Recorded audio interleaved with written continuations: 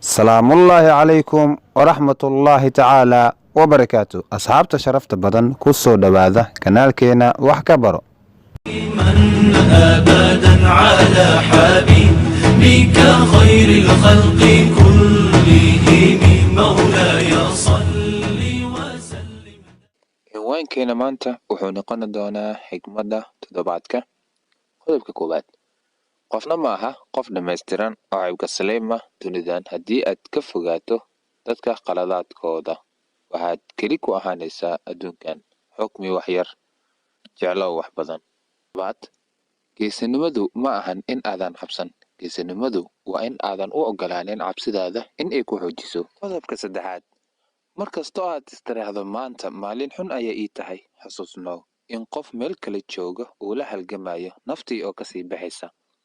ku shukri alle in uu ku siiyey fursad kale oo nolosha ah maanta. qodobka afraad, hadal jees aan ka fiirsasho lahayn loo yiri ayaa xurguf sababi kara. hadal axmaqnimo ah ayaa nolol baabi'in kara. hadal naxariis iyo dhiirigelin ah ayaa qof bogsiin kara ama bedeli kara. qof kastana isagaa dooran kara waxa uu ku hadlaayo iyo sida uu u hadlaayo. qodobka shanaad, ha ka baqin inaad isbeddel samayso. ha ka cabsanin inaad fashilanto ama dhibtooto. ogsoonow, haddii aan mugdi jirin marnaba ma aadan aragteen xidigaha.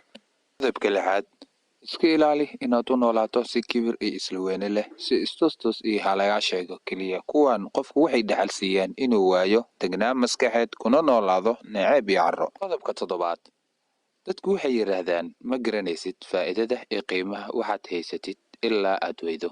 laakiin xaqiiqadu waad garanaysay waxaad haysatay ee waxaad u qaadatay oo kula ahayd in aadan weligaa waayi doonin.